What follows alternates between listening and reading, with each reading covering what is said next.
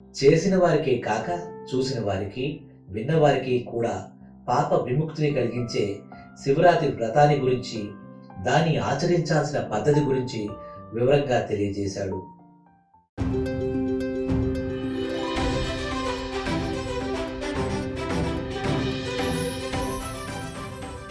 సాక్షాత్తు శివుడు చెప్పిన శివరాత్రి వ్రత విధానం. మహాశివరాత్రి పర్వదినాన్ని నిష్ఠతో భక్తులందరూ ఒక వ్రతంలా చేసుకోవటం పురాణ కాలం నుండి వస్తోంది.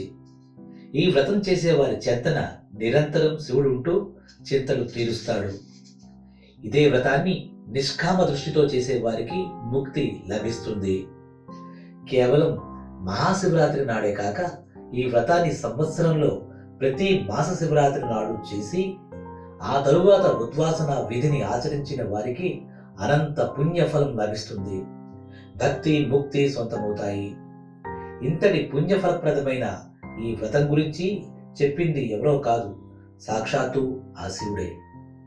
ఒకసారి పార్వతీదేవి శివుడిని కలిసి నేరుగా ఏ వ్రతం చేస్తే మానవులకు భక్తి ముక్తి పొందుతారు అని అడిగింది. అప్పుడు పరమేశ్వరుడు నవ్వుతూ, చేసిన వారికే కాక చూసిన వారికి, విన్నవారికి కూడా పాప విముక్తిని కలిగించే శివరాత్రి వ్రతాన్ని గురించి, దాన్ని ఆచరించాల్సిన పద్ధతి గురించి వివరంగా తెలియజేశాడు.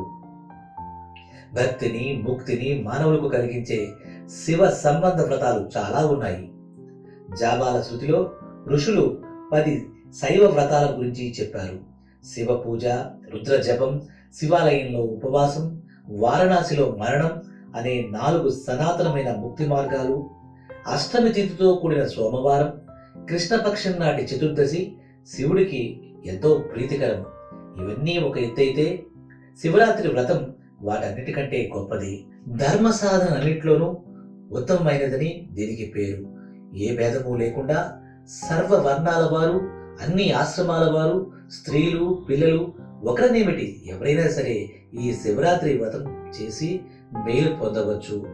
మాఘమాసంలో కృష్ణపక్షంలో ఈ వ్రతం చెయ్యాలి. రాత్రి అంతా ఈ వ్రతాన్ని చేస్తూనే ఉండాలి. శివరాత్రి పూట ఉదయాన్నే నిద్ర లేవగానే శివుడి మీదే మనసు లగ్నం చెయ్యాలి.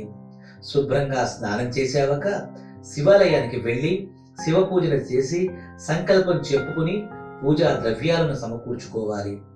ఆ రాత్రి ప్రసిద్ధమైన శివలింగం ఉన్న చోటుకు వెళ్ళి సమకూర్చుకున్న పూజా ద్రవ్యాలను అక్కడ ఉంచాలి. ఆ తర్వాత మళ్ళీ స్నానం చేసి పరిశుభ్రమైన వస్త్రాలను ధరించి శివ పూజకు ఉపక్రమించాలి. శివ ఆగమ ప్రకారం పూజను చేయడం మంచిది. దీనికోసం ఉత్తముడైన పురోహితుడిని ఎంచుకోవాలి.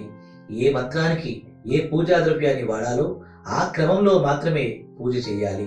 మంత్రం లేకుండా పూజ చేయకూడదు. భక్తి భావంతో గీత వాద్య నృత్యాలతో అలా ఆ రాత్రి తొలియామం అంటే తొలిజాము పూజను పూర్తి చేయాలి. శివ మంత్రానుష్ఠానం ఉన్నవారు పార్థివలింగాన్ని పూజించాలి. ఆ తరువాత వ్రత మహత్య కథను వినాలి. ఈ పూజ 4 జాముల్లోనూ ఆ రాత్రి అంతా చెయ్యాల్సి ఉంటుంది. వ్రత అనంతరం యథాశక్తిగా పండితులకు శివభక్తులకు భోజనాలు పెట్టి సత్కరించాలి. ఇలా భక్తిపూర్వకంగా 4 జాముల్లో చేసే పూజ కొద్దిపాటి భేదంతో ఉంటుంది. తొలిజాములో పార్థివలింగాన్ని స్థాపించి పూజించాలి. ముందుగా పంచామృతాభిషేకం, ఆ తరువాత జలధారతో అభిషేకం నిర్వహించాలి. చందనం, నూకలు లేని బియ్యం, నల్లని నువ్వులతో పూజ చేయాలి. ఎర్రగన్నేరు, పద్మం లాంటి పుష్పాలతో శివుడిని అర్చించాలి. భవుడు, సర్వుడు, రుద్రుడు, పశుపతి, మహారుద్రుడు, ఉగ్రుడు, భీముడు, ఈశానుడు అనే శివనామాలను స్మరిస్తూ ధూప దీప నైవేద్యాలతో అర్చన చేయాలి. అన్నం, కొబ్బరి, తాంబూలాలను నివేదించాలి. అనంతరం ధేనుముద్రను చూపించి పవిత్ర జలంతో తర్పణం విడవాలి. అనంతరం 5 పండితులకు భోజనం పెట్టడంతో తొలిజాము పూజ ముగుస్తుంది. 2వ జాములో తొలిజాము కన్నా రెట్టింపు పూజలు చేయాలి. నువ్వులు, యవలు, కమలాలు పూజా ద్రవ్యాలుగా ఉంచాలి. మిగిలిన పద్ధతంతా తొలిజాము లాంటిదే. ఇక 3వ జాములో చేసే పూజలో యవల స్థానంలో గోధుమలను వాడాలి. జిల్లేడు పూలతో శివ పూజ చేయాలి. ధూప దీపాలను, శాకపాకాలను, అప్పాలను నివేదించాలి. కర్పూర హారతిని ఇచ్చిన తరువాత దానిమ్మ పండుతో అర్ఘ్యం ఇవ్వాలి. పండిత భోజనాలన్నీ అంతకు ముందులాగే ఉంటాయి. 4వ జాములో పూజా ద్రవ్యాలుగా మినుములు, పెసలు లాంటి ధాన్యాలను, శంఖు పుష్పాలను, మారేడు దళాలను వాడాలి.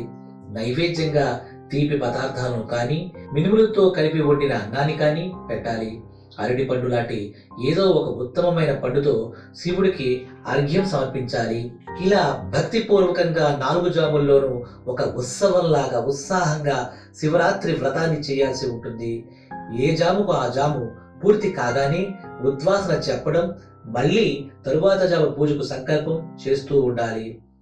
4 జాముల శివరాత్రి వ్రతం ముగిశాక పండితులకు పుష్పాంజలి సమర్పించి వారి నుండి ఆశీర్వచనాన్ని స్వీకరించి ఆ శివుడికి ఉద్వాసన చెప్పాలి.